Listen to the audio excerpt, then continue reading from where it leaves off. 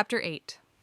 Detour Delamain was happy to receive me as Alan escorted me back to the car. As the car moved into the road and began the trek back to shop, the monitor swung down and Delamain's face appeared. "I trust your meet and greet went well, miss?" I held the memory drive that contained Mayroon close and looked up at the monitor. "It went extremely well, thank you. Nowhere near as expected, but it came with a few surprises." "Do those surprises have anything to do with the memory flux in the net that occurred while you were away?" Delamain asked. "There was a memory flux?" I asked curiously. If I had been affecting the net space beyond the black wall, could I have accidentally also caused the memory flux in the open net? "Indeed there was, miss," Delamain replied. "This particular vehicle, as well as others within a 5-mile radius, lost all connection to the net for nearly 30 minutes. Reports of full packet loss and disconnects from the same area spiked during that time and location as well. The idea that my entering the net could have that sort of effect on it disappointed me. This meant that I either couldn't fully dive into the net during my entire time in this world, or that I would have to find a way to minimize the draw that my presence had on the system. I had already left a shard of myself beyond the black wall using my Pantheon ability. Thankfully, the shard wasn't anywhere close to as impactful on the system as the entirety of me was. I also made a mental note to start pre-programming a personalized net avatar so that the system wouldn't have to try and freely interpret me. If I could manage the avatar and figure out how to place my active consciousness into a Pantheon shard, I might be able to enjoy the net like other people. Perhaps the Voodoo Boys were doing something while I was participating in the meet and greet, I suggested. I don't exactly pay attention to much else beyond my performance while I'm meeting with fans. Delamain hummed. "They are well known for their duplicitous actions within the web, but nothing they've done before suggests they could have that sort of effect on such a large area. They prefer to remain under the radar." I shrugged noncommittedly. I'm not really sure what was going on. Like I said, I was busy doing my thing. "Well, I'm happy it went well for you," Delamain replied. "Why not sit back and relax as I take you home?" I nodded and rubbed my thumb over the drive containing Mayroon. My thoughts began working as to how I might be able to allow him to interact with the real world when inspiration suddenly hit me. I looked up at Delamain's monitor. "Actually, would you mind taking me to Arasaka Tower and contact Jessica Carter? Let her know I need to meet with her as soon as I get there." "I'm happy to make the phone call, miss," Delamain replied. "However, the Voodoo Boys' contract stipulated I bring you directly back to your home. I cannot deviate from the contract." "What if I paid to go to Arasaka Tower myself?" I asked. "It'll be additional profit on top of what you're already getting from the Voodoo Boys." "Much as I would like to agree, miss," Delamain said, "I would need permission from the contractor to deviate from the designated plan." "One moment then," I said, as I reached through the network to connect to Alan. It took a moment before he responded to my ping. "Miss me already?" Alan laughed. "Like a hernia," I joked. "Listen, I need you to contact Delamain and let him know that he can take me to Arasaka Tower before he takes me home." "Arasaka?" Alan asked. "What do you need from those assholes?" "Triana works there," I explained. I need to talk to her about getting help for Mayroon." "Wait, Triana's here? I'll schedule a dinner for us all later," I sighed. "Can you please contact Delamain?" "Yeah, sure," Alan replied. "You gotta let me know what you're planning, okay?" "Later," I chuckled. "Just contact Delamain." "Just did," I could hear his smirk and voice. "Say hi to Triana for me." "Will do, thanks," I said before severing the link. Delamain rerouted to Arasaka Tower, and, after leaving Mayroon Drive in a secured section of Delamain, I was escorted up to Jessica's office. I got a number of curious glances since I hadn't bothered to change out of my princess outfit. I was even stopped by a secretary who wanted an autograph and selfie for her social media feed. When I finally made it up to Jessica's floor, she and several other people in suits were waiting for me. I stared at the group, who seemed surprised by the way I was dressed. A smile and a curtsy disarmed them. Jessica, however, had a nostalgic look on her face seeing me in the outfit. "I apologize for my dress," I said. "I just finished a Princess Merida meet and greet event, and didn't have time to change. I hope my visit isn't an inconvenience." "Not at all," a Hispanic man with silver hair and a dark gray suit said as he stepped forward, offering me his hand. "My name is Ignacio Salamanca, head of properties and acquisitions for Arasaka in Night City." Ah, that explained it. They thought that since I had managed to finagle that deal with Jessica, I was here to try something else, and they didn't want me getting another steal. That, or they wanted to try and alter the details of the contract while I was here. Neither would be happening. I took his hand and shook it firmly. "It's a pleasure to meet you, Mr. Salamanca. May I ask why such a large group is here to greet me?" I was hoping to meet with my friend for a few minutes. "We were curious what additional business you have with Arasaka," Ignacio replied. "The contract you worked out with Ms. Carter was surprisingly well thought out, so we were hoping we could provide more resources for your next proposal." A mental sigh rolled through my head. I wasn't exactly thrilled at the idea of more Arasaka goons getting into my business, but there was no helping it now. My polite smile widened into something more appreciative. "You're quite considerate, Mr. Salamanca. However, if Arasaka and I can come to terms once again, I must insist that Jessica be given the credit. It was her suggestion at a dinner we enjoyed together a few nights ago that inspired this new idea, after all. And I prefer to work with my friends."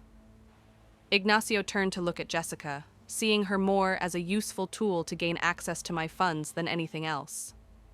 She would benefit from her association with me, but I was worried that she might not be seen for much more than being my friend at this point from now on. "Of course, Miss Oradum. Miss Carter's contributions are always appreciated." He stepped to the side and motioned for me to come along. "We've prepared a meeting room for you. Miss Carter mentioned that you like to sit at eye level, so we had a taller chair brought in for you." I smiled and went along with him. Jessica and the rest of the suits fell in behind us. "You're certainly considerate, Mr. Ignacio," I replied as I was shown to the chair, which had a small step attached to it so I could step up to reach the elevated seat. Once everyone was seated, Ignacio smiled at me. The sort of smile that was practiced over years to cover up the eagerness, the greed, and the conditional pleasantness that preceded negotiations. It wasn't a sleazy smile anymore, but it used to be. Now, it was lukewarm, professional, as welcoming as a cashier at a late-night gas station. Everything you could expect, but nothing more. "So, Miss Oradum," Ignacio smiled, "what can Arasaka do for you today?" I thought about how to word my request now that it wasn't something private between Jessica and myself. "Are you familiar with the robots I've set up that patrol around Rocky Ridge?" Ignacio tried to feign some kind of ignorance, as if he were trying to rack his brain for the information. After a moment, his face lit up with false remembrance.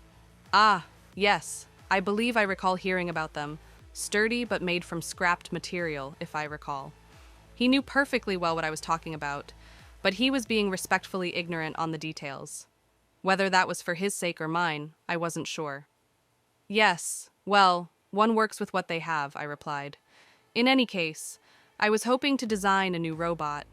However, I can only go so far with my designs if I have to settle on what scrap I can find, or what components are currently on the market.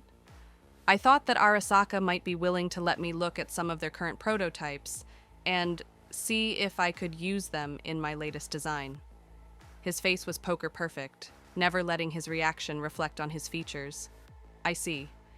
Well, I suppose I'm the wrong man for this particular request. Mechanics and robotics aren't exactly my field. However, I am familiar with Arasaka's stance on sharing unreleased tech. I can tell you right now, it's frowned upon. However, I believe that with your celebrity status, minor as it may be, and with your current contracts concerning the landfill, I might be able to convince the right people to show you a thing or two. May I ask what your goal is to help convey them to the proper departments? Jessica asked, finally inserting herself into the conversation. I smiled at her. I plan on creating a new type of sentry bot, one that is easily programmable, quick, nimble, and physically durable. If I can have access to Arasaka's advanced research technology, I offer Arasaka controlling rights to the designs under a few exceptions and conditions, as well as a percentage of the profits the designs bring in. Arasaka will insist on overseeing the process of your designs, Ignacio replied calmly.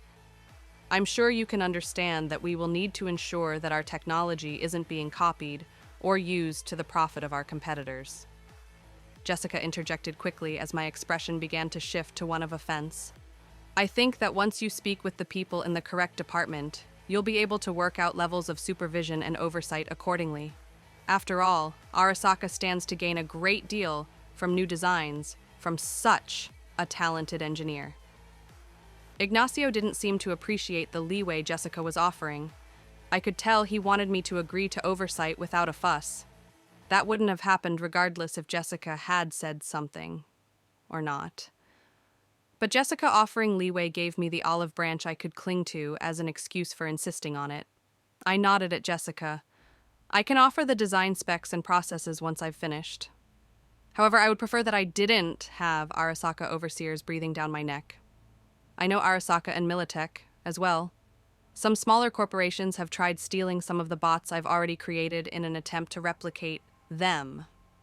I don't blame you. They're cheaply made, but extremely effective and durable. Just imagine what I can make for you if you just give me the resources and time. A sigh escaped Ignacio as he had to concede my point, though he didn't admit to Arasaka trying to steal any of the robots I had already designed. That was just grounds for a lawsuit, and he wasn't going to risk that. Well, Miss Oradoom, would you mind waiting for a few minutes while I contact the correct departments and have them send representatives here so that you can fully explain your proposal to the proper people? I smiled appreciatively at him. I'd be happy to. While we wait, can we have some hot tea brought in? He smiled that same professional, placating smile. Of course.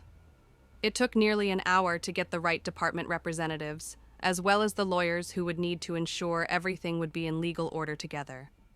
It would be another 4 hours to go through all the details of my proposal ironed out. I managed to get the lawyers to agree to information observation only. They would know if I sent the information to any of their competitors, but they wouldn't be able to directly observe my processes in the workshop.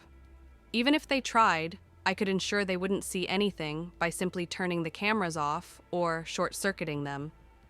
I'm not sure if they found it more amusing or intriguing that someone as young as I was the one building advanced robots that put their best techs to shame, but it was an opportunity they couldn't afford to pass up. By the time I was ready to leave Arasaka Tower, I had deliveries of tech that I had chosen to use in my plans, scheduled to arrive at my workshop in the next few days.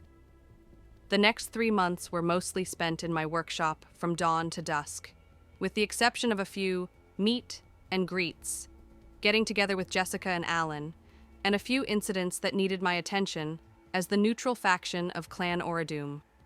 I used all of my knowledge to forge a powerful robotic skeletal chassis and my intimate knowledge of armor plating to create a highly flexible armored skin for the robot.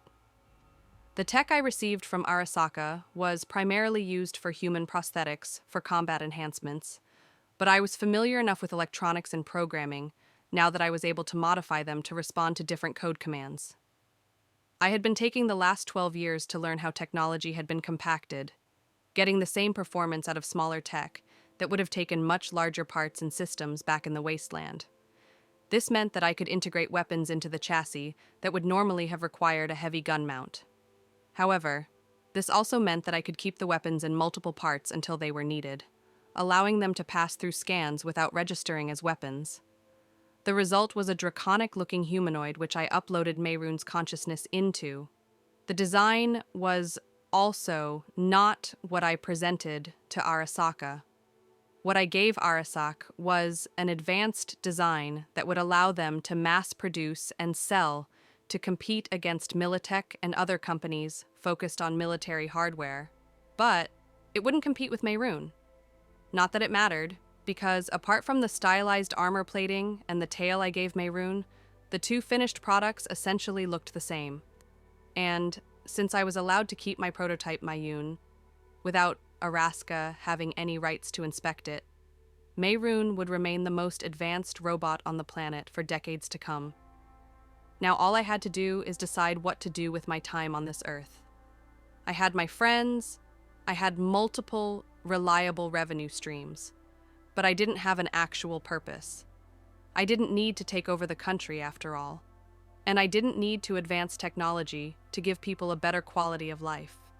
So, what was a lawful utilitarian conqueror to do in a world that didn't need elevation or saving?